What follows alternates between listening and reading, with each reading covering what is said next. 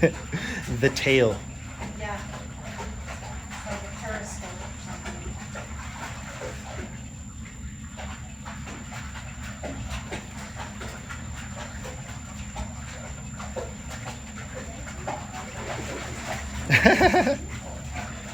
Can't do anything about it. It's so sad. He accidentally made some new friends at the park last night. Some off-leash dogs came up and we were playing, and I was like, all right, well, we're gonna meet, and he did great. Yeah. And I've been doing a lot of more training with him, ensuring that because I need to keep the play level at a reasonable, Yeah. and so he wants to go full ham, and when it becomes too much, especially with new dogs, having verbal control to reel him in, right? And it's the same issue with the positional training with the treats. We've been working on that, like, specifically. Yeah, it's just a nice way to set some, delineate some guidelines for him. Yeah.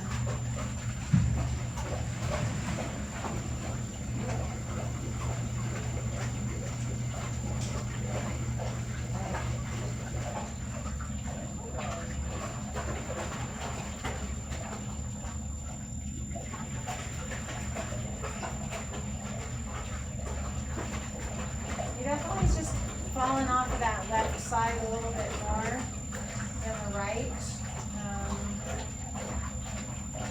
But it looks pretty solid.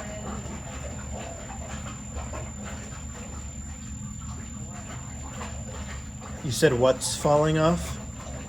He's dropping his left hip a little bit when he's walking, which just tells me that it's still weak or maybe a little uncomfortable in that knee.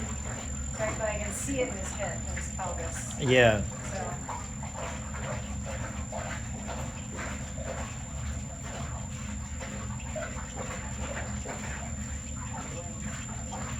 You're doing a good job. I'll go around and show the left side here, because this is the one. Hey, babe. He's like, hey, Dad.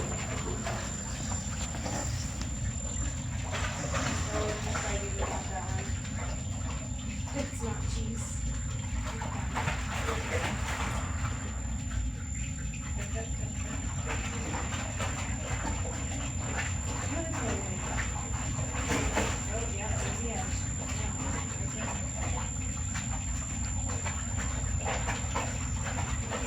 But the improvement in his range of motion is just astounding to me. It was really after the first session in the water treadmill, I couldn't believe how big of a difference. Once he had the reestablishing the neural connections, right? And like the water is what facilitated that. It's definitely very helpful for that.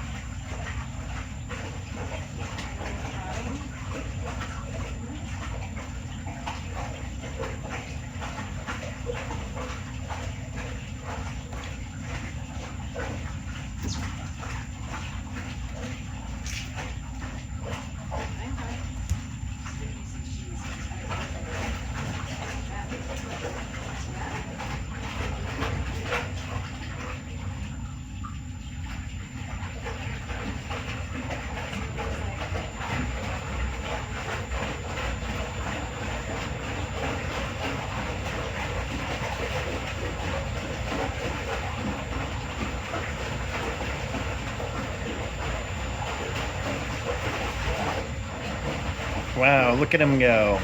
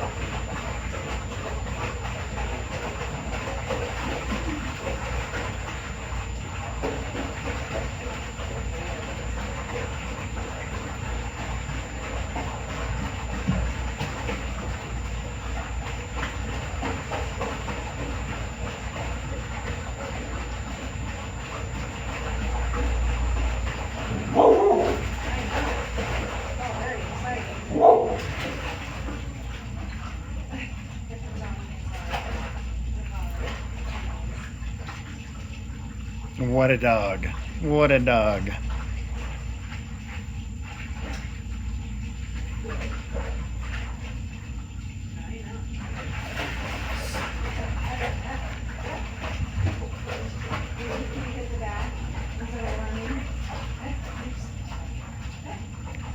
So what I'm seeing is the rotation in the left hip, he's using the hip more to avoid extending the knee all the way. Is that right? He's probably hyperflexing his hip to avoid flexing his knee.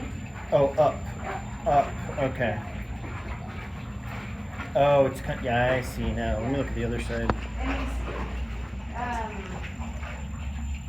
he's, Yeah. Okay. Yeah, I definitely see that now. and he's letting This is it the healthy slide- side, healthier he's side. letting it slide back a little further than the other one. Yeah.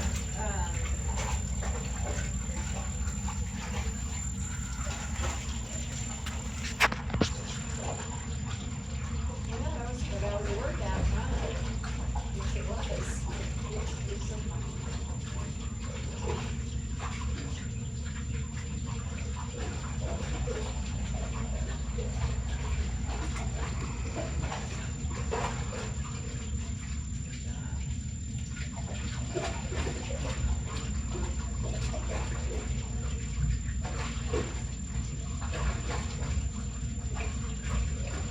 Are you getting sea legs? Are you getting sea legs in there? Maybe. You gotta walk in a straight line. There you go. Find them. That's better.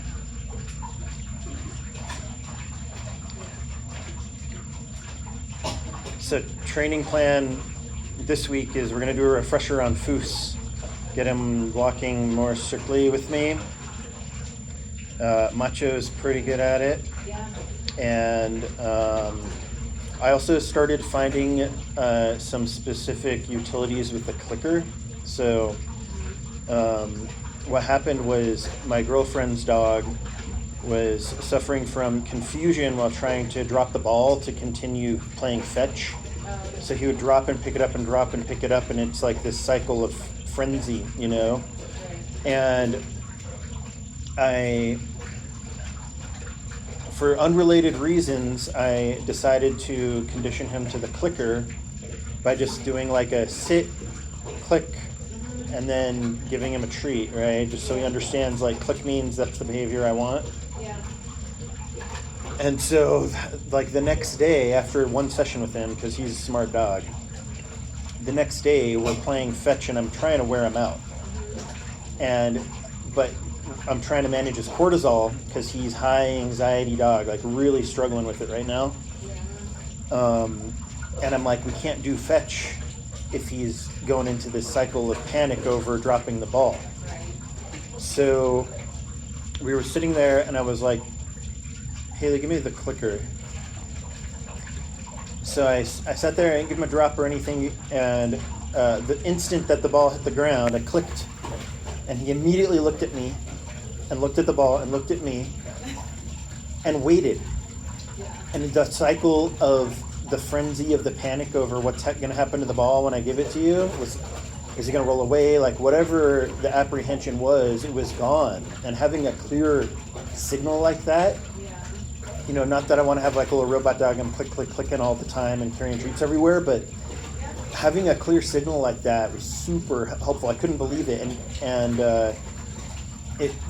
we managed to wear him out. It was the first time that he's ever played fetch until he wouldn't, like, he was too tired to go after the ball. Oh, wow. He chose not to go get the ball, and this was this 2-year-old German Shepherd. He's never done that before.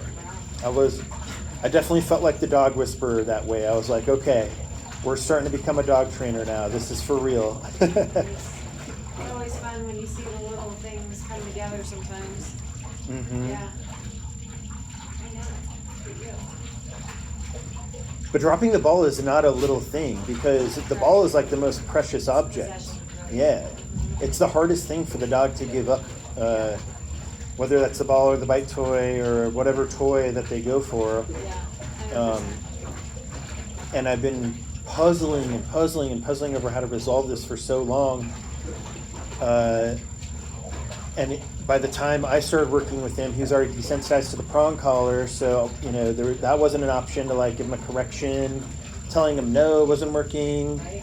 and I'm not about to blast him with an e-collar to drop a ball, right? That's not that's not cool, and I would never really want to use a prong collar if I didn't have to. Yeah. And so just having the clear signal was what did it. I was so happy. Yeah, that's awesome.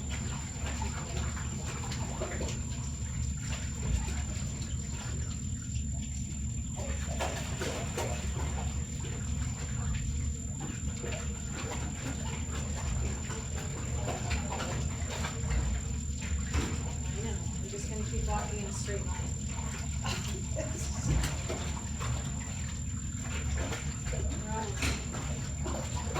Almost done in here.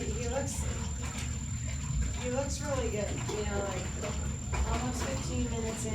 I don't really see any major difference from when he started, which tells me that, he's pretty comfortable, Yeah. so.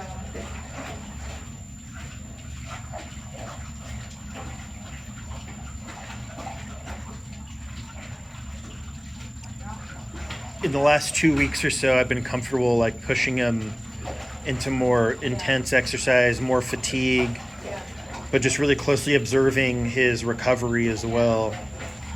yeah, the recoveries are important. And with this, especially with the soft tissue, the ligament repair, Yeah, that's harder to. That's going to take more time. It's not like a couple days of relaxing, a day or two of relaxing. The muscles maybe are doing good, but the ligaments themselves, that's like a multi-month yeah. process. 6 months to a year. 6 months to a year. Go ahead and heal them. And he had both ACLs, one, basically torn.